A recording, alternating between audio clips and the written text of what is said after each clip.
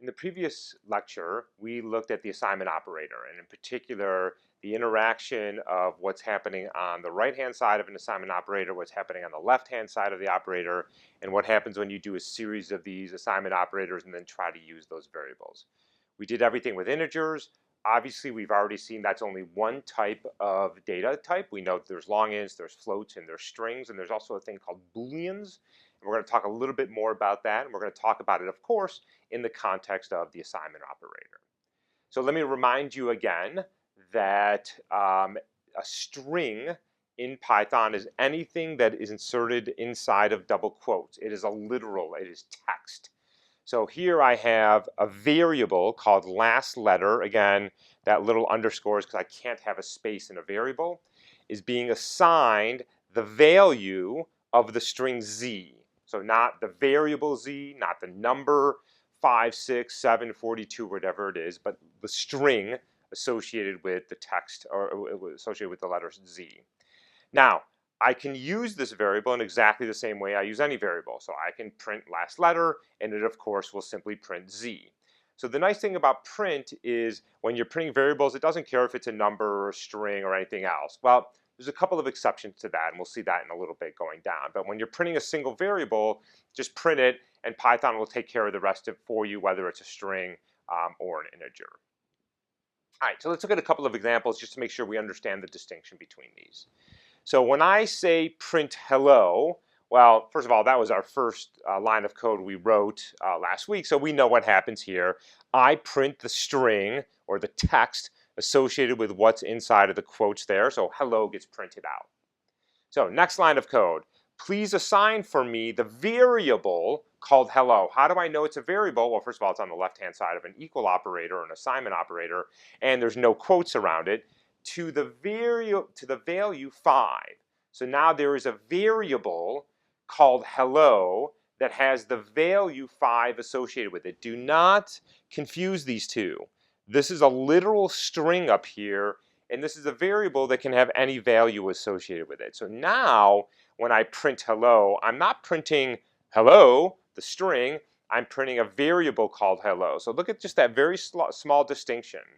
And I like this example because it shows the importance of paying attention when you are reading code.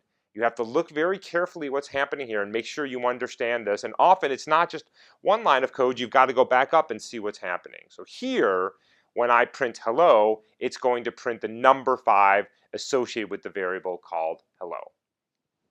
All right, a couple more examples.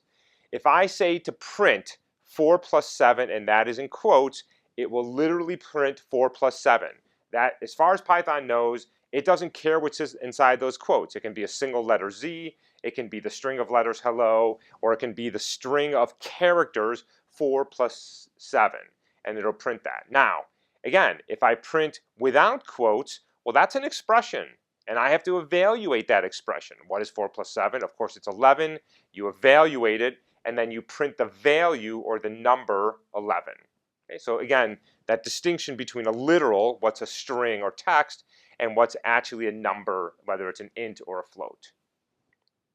Okay, so we've already seen this example. In fact, we just saw it. I can print the result of an evaluation of an expression.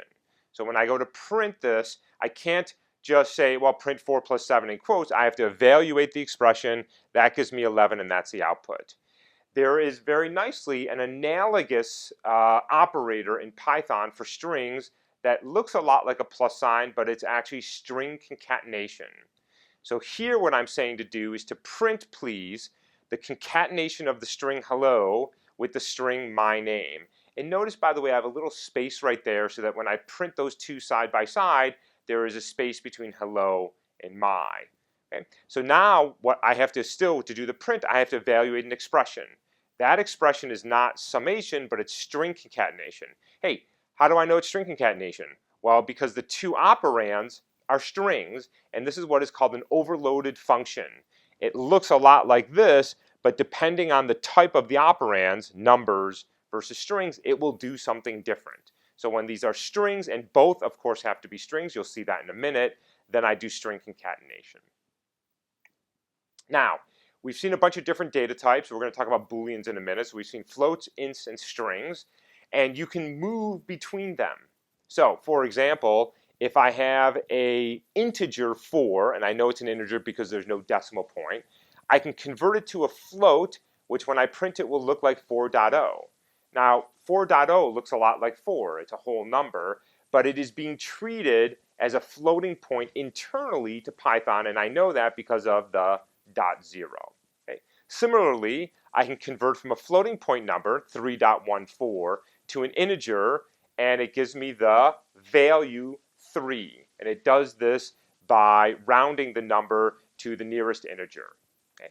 Now, so that's sort of obvious that you can go between integers and floats. Okay. And obviously, this loses information because I've thrown away the decimal point, and this doesn't lose information, it just converts it into a float.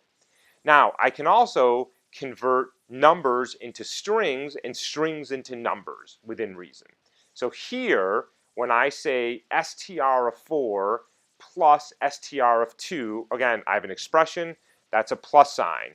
What is it doing? Is it doing addition or is it doing string concatenation? Well, it depends on the type of the operands. So in this case, this str, built-in function to Python, says, give me a number, and I will convert it to a string. So this is now going to be quote for quote, and this will be quote to quote. They will both be strings, and therefore that plus operator is a string concatenation, and what gets printed is not 6, but 42, because I've done string concatenation on 2 strings. Now analogously, I can take the string 4 and the string 2, and I can convert them to integers. Okay, so now I want to print an expression. What is that plus associated with? Is it addition or string concatenation? Well, what are the type of the operands? Well, these are strings, but the int operator it does the exact opposite of str. It takes a string literal and converts it to a number. So now I get the number 4, I get the number 2, and if those two are numbers, well then that must be addition, and then I get a 6 as the output. Okay? And so the question you're wondering is, what if I say print int of aardvark, or any other string?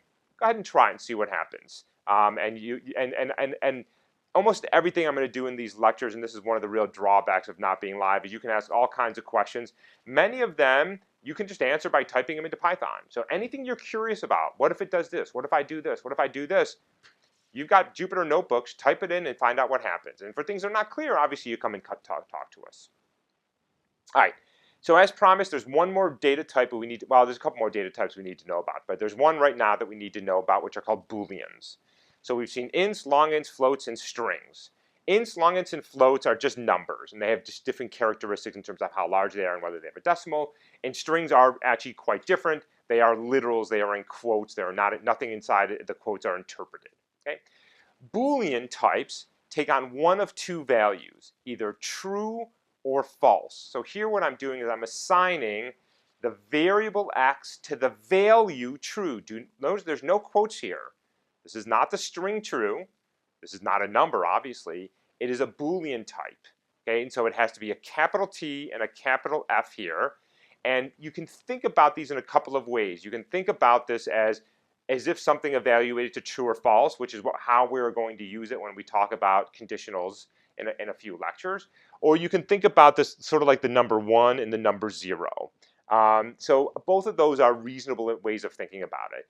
But what's important here is that this is not a string, this is not a number, it's a different data type. It is a Boolean, okay? And that Boolean can only take one of two values, true or false. And these are going to be very important when we start talking about looping constructs and conditionals, which we'll be doing in a couple of lectures. So we'll come back to this in a little bit. All right. Let me summarize the first 3 parts of this lecture.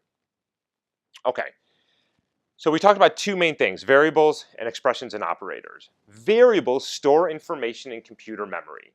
Okay, the details of how exactly that's being done we won't cover in this course, although it is incredibly fascinating and wonderful to understand how computer memory works. So information is being stored associated with the name of a variable. Okay, we've seen a number of different types. There are integers, long ints, floats, strings, booleans. Functions are actually a type as well. There are other things that we will talk about in terms of types of variables as we go along. And importantly, when you name variables, there's a couple of things. It's case sensitive. You cannot have spaces in your variable names. You cannot start your variable names with numbers. And for the most part, your variables should have meaningful names, right? You can basically have a built-in comment into your code by simply naming your variable something sensible. So be careful with naming variables. Expressions and operators. So the standard things are arithmetic operators. Addition, subtraction, multiplication, division, and we saw modular division, which we'll be talking about in a few lectures as well. So those are, for example, if you want to print the result of 4 plus 3, you have to evaluate that expression to get a value. If you want to assign a variable to the result of an expression, you have to evaluate the expression. Okay? So they are very much like functions. So you can think of 4 plus 3 as if it's a function. It's just we're writing it in a more sort of common syntax that we're familiar with. But basically, plus is an operator. It's a function. It takes two inputs, the numbers you're adding, and it hands you back something, the sum. So it's very much like a function. It takes something in, and it hands something back to you. Okay? And then perhaps most importantly is the assignment operator. Being able to assign to variables values which are the result of an expression, the result of a function call, so on and so forth. Okay? All right, I'm going to stop here and we're going to pick it up in a few minutes. We'll see you soon.